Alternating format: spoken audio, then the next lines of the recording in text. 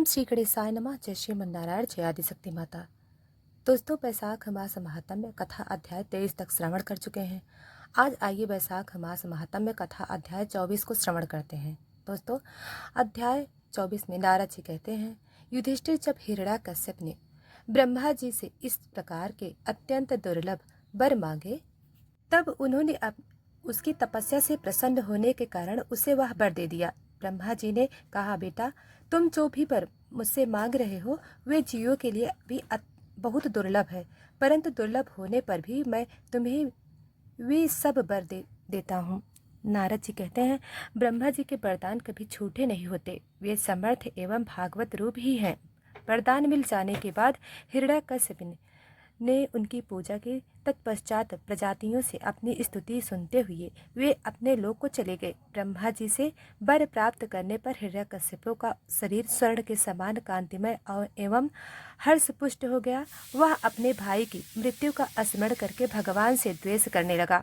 उस महादैत्य ने समस्त दिशाओं, तीनों लोकों और देवता, असुर, नरपति, गंधर्व, गरुड़, सर्प, सिद्ध, चारण, विद्याधर ऋषि, पितरों की अधिपति मनु, यक्ष, राक्षस, पिशाच, राज, प्रेत, भूतपति एवं समस्त प्राणियों के राजाओं को जीतकर अपने बस में कर लिया। यहाँ तक कि उस विश्वजय दैत्य ने लोकपालों की शक्ति और स्थान भी छीन लिए। अब वह नंदन वन आदि दिव्य उद्यानों के सौंदर्य से युक्त स्वर्ग में रहने लगा। स्वयं विश्वकर्मा का बनाया हुआ इंद्र का भवन ही उसका निर्माण स्थान था।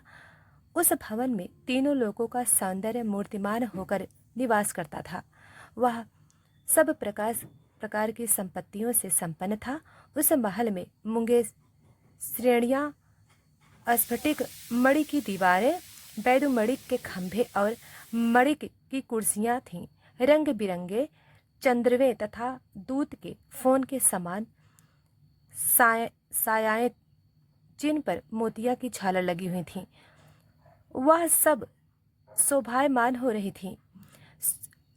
स्वर्ग सुंदरी अप्सराएं अपने नुपुरों से रंझुन ध्वनि करती रत्न में भूमि पर इधर उधर टहला करती थीं और कहीं उसमें अपना सुंदर मुख देखने लगती थीं। उस महेंद्र के महल में महाबली और महामस्वी हिरण्याकश्यप सब लोगों को जीतकर सबका एक छत्र सम्राट बनाकर बड़ी स्वतंत्रता से विहार करने लगा। उसका सायन इतना कठोर था कि उससे भयभीत होकर देव दानव उसके चरणों की वंदना करते थे।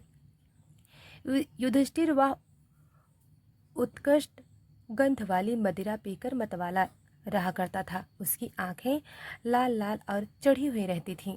उस समय तपस्या योग, शारीरिक और मानसिक बल का वह भंडार था। विष्णु, ब्रह्मा और महादेव के सिवा और सभी देवता अपने हाथों में भेंट लेकर उसकी सेवा में लगे रहते थे। जब वह अपने पुरुषार्थ से इंद्रासन पर बैठ गया, तब युधिष्ठिर, विश्वासु, तुम तथा हम सभी लोग उसके सामने गान करते थे। गंधर्व, सिद्ध, रिद्धिगण, विद्याधर और अप्सराएं बार बार उसकी स्तुति करती थीं।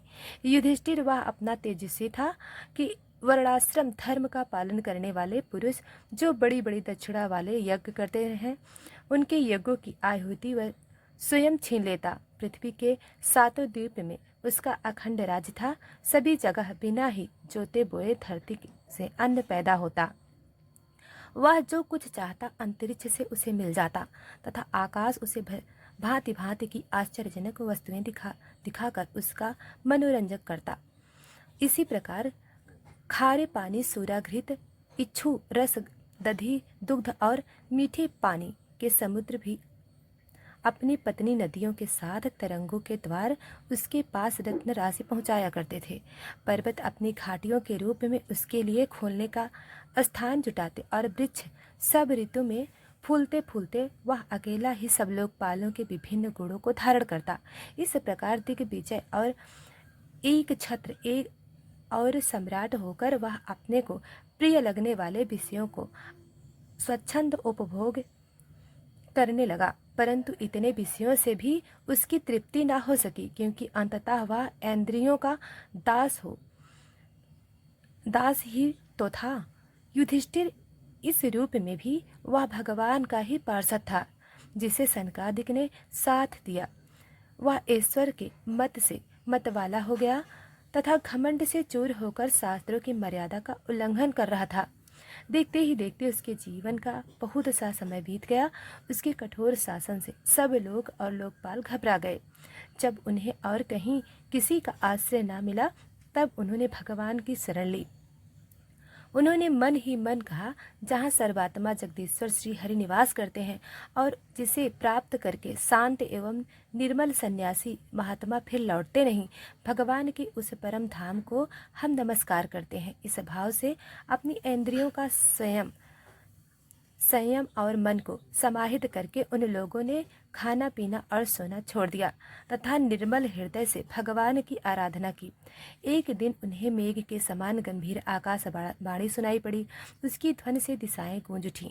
साधुओं को अभय देने वाली वह वाणी यूं थी, श्रेष्ठ देवताओं, डरो मत, तुम सब लोगों का कल्याण हो। मेरे दर्शन से प्राणियों को परम कल्याण की प्राप्ति होती है। इस नित्य दैत्य की दुष्टता का मुझे पहले से ही पता है। मैं इसको मिटा दूंगा। अभी कुछ दिनों तक समय की प्रतीक्षा करो। कोई भी प्राणी जब देवता, वेद, गाय, ब्राह्मण, साधु, धर्म और मुझसे द्वेष करने लगता है, तब शीघ्र ही उसका विनाश हो जाता है। जब यह अपने बरहीन, शांत और महात्मा पुत्र प्रहलाद से द्रोह करेगा, उसका अनिष्ट करना चाहेगा, तब बर के कारण शांति संपन्न होने पर भी इसे मैं अवश्य मार डालूंगा। नारद जी कहते हैं, इसके हृदय में ज्ञान का संचार करने वाले भगवान ने जब देवताओं को यह आदेश दिया, तब वे उन्हें प्रणाम करके लौट आए। उनका सारा उद्वेग मिट गया और उन्हें ऐसा मालूम होने लगा कि हिरण्यकश्यप मर गया। युधिष्ठिर दैत्यराज हिरण्यकश्यप के बड़े ही विलक्षण 4 पुत्र थे।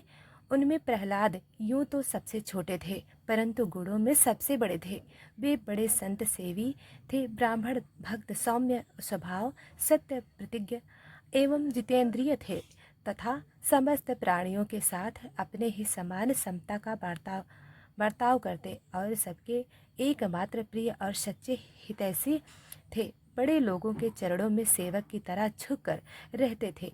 गरीबों पर पिता के समान स्नेह रखते थे। बराबरी वालों से भाई के समान प्रेम करते थे। गुरुजनों में भगवत भाव रखते थे।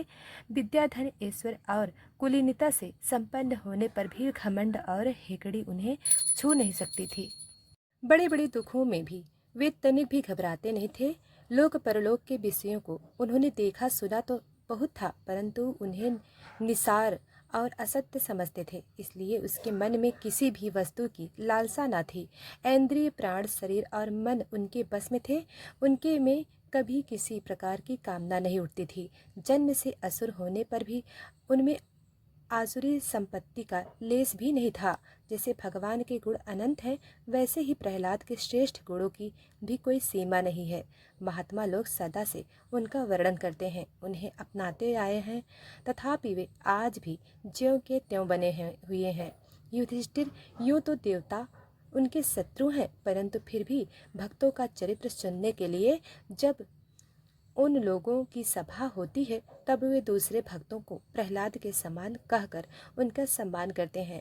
फिर आप जैसे अज्ञात शत्रु भगवत भक्ति उनका आदर करेंगे, इसमें तो संदेह ही क्या है। उसकी महिमा का वर्णन करने के लिए अगणित गुणों के कहने सुनने की आवश्यकता नहीं। केवल एक ही गुण भगवान श्री कृष्ण के चरणों में स्वाभिमान जन्मजात प्रेमी उनकी महिमा को प्रकट करने के लिए पर्याप्त है। दोस्तों, तो इसी के साथ यह अध्याय समाप्त हुआ। तो बोलिए प्रेम से जय श्रीमन नारायण। दोस्तों, वीडियो को लाइक सब्सक्राइब नहीं किया है तो अभी कर लें। धन्यवाद।